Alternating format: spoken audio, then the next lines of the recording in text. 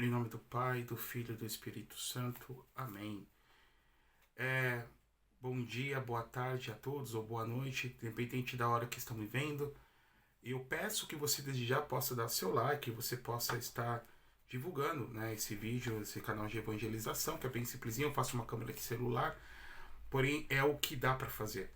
E que nós possamos ficar mais atentos à própria mensagem do que ao mensageiro, né? A gente possa estar mais atento àquilo que está dentro da carta do que propriamente o carteiro.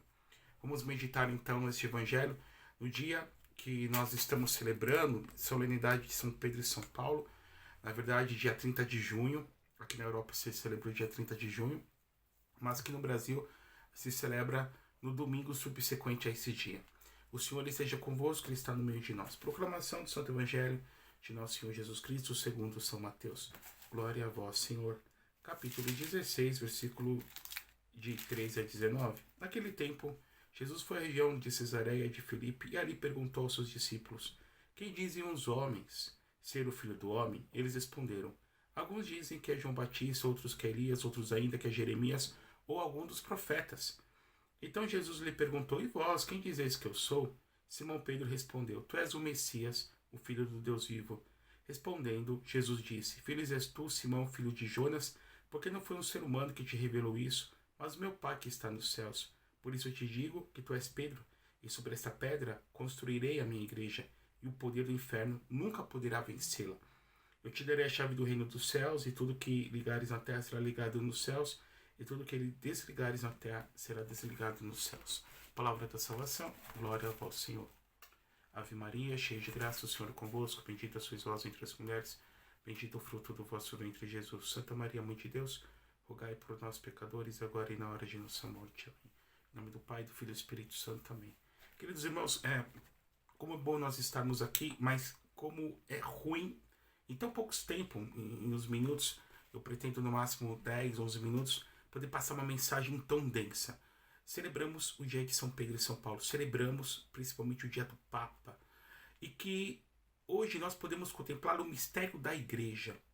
Então, o que é a igreja? As pessoas muitas vezes pensam a igreja meramente como uma reunião das pessoas, pensam na igreja, a igreja está no meu coração, sempre alguma coisa muito subjetiva, né? Alguma coisa muito sentimentalista, e principalmente na mentalidade do brasileiro, né? Que é alguma coisa que chega a ser estupendo, em que se separa Jesus e sua igreja. Eu quero Jesus, eu leio a Bíblia, né? Eu creio na palavra de Deus, mas a igreja tanto faz, né? A igreja somos nós, a igreja é independente de placa. Não. Nós agora há pouco escutamos este evangelho.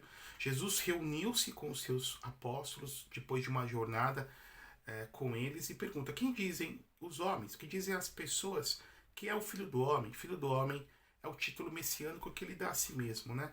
Filho do Homem, Bar-Enarra, né? Bar-Enarra, referindo-se, por exemplo, ao profeta Daniel e ao profeta também Ezequiel.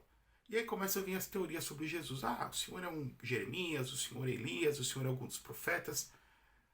Bom, eles foram batendo na trave, mas quem marcou o gol foi Pedro. Tu és o Cristo, o Filho do Deus vivo. E aí Jesus, olhando para ele, com muito carinho, vem dizer para ele assim: então, né, bem-aventurado é Simão, filho de Jonas, Simão Bar-Jonas.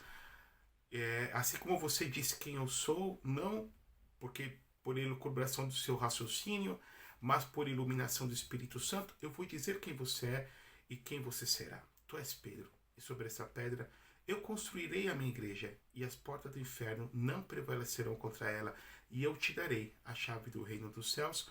O que você ligar na terra será ligado nos céus, o que você desligar na terra será desligado nos céus. Então, nosso Senhor aqui, quando Deus muda o nome, Deus designa uma nova missão. Simão se torna Kefa. Kefa, em arameu, na língua de Jesus, é pedra.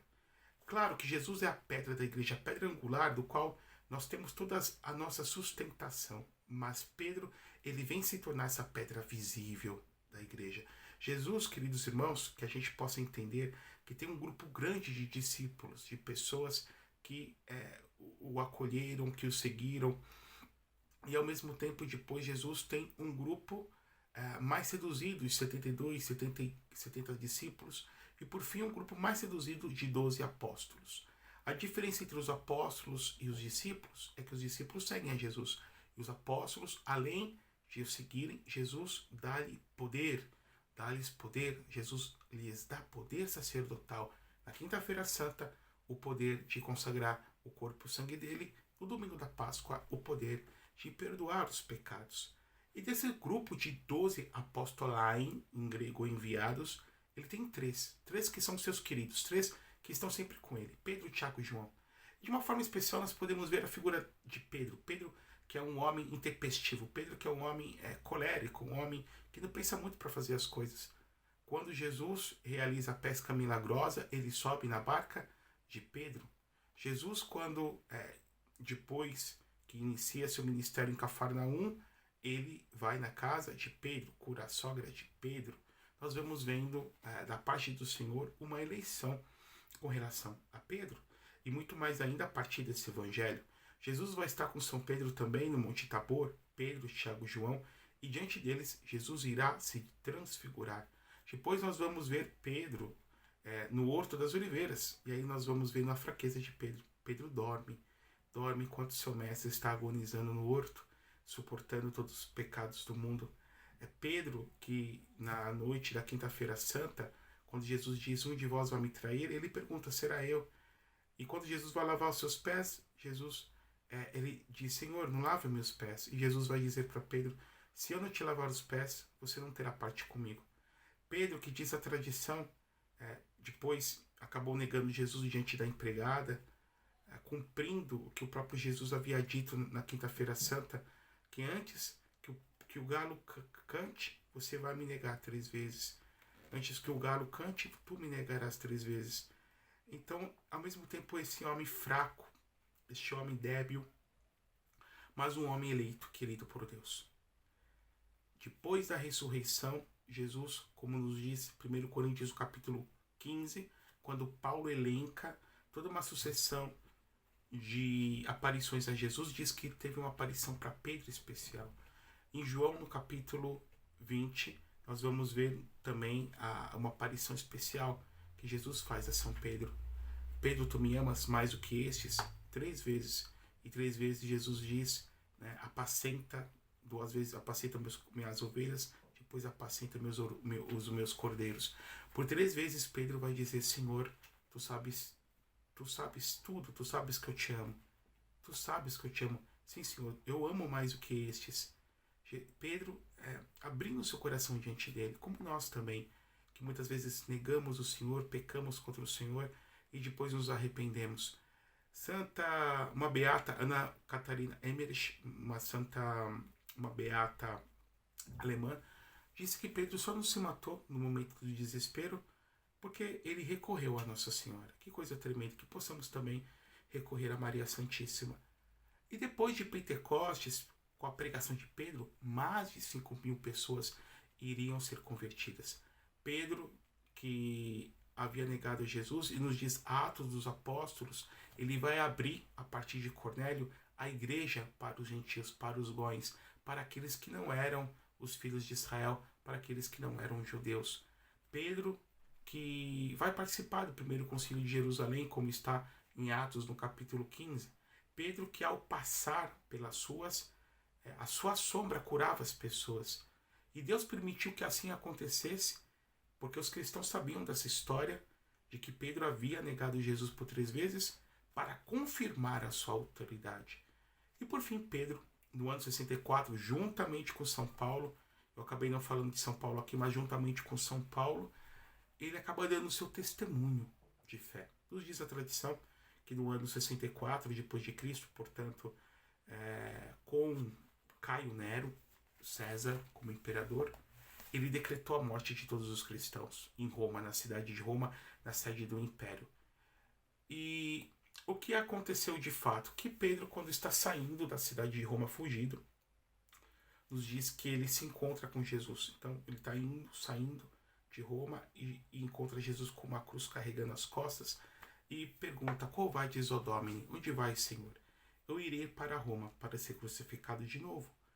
E aí Pedro cai em si, volta a Roma e aceita o martírio é crucificado porque não é cidadão romano, mas quando é crucificado pede que eu possa ser crucificado de cabeça para baixo, porque eu não sou digno de morrer como meu mestre.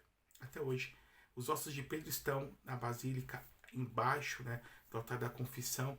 Lá foi sepultado São Pedro, na Basílica de São Pedro, onde é o Estado do Vaticano, e na cidade de Roma, na Itália.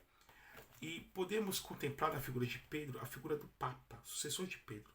Hoje nosso Papa é do 156º sucessor de Pedro.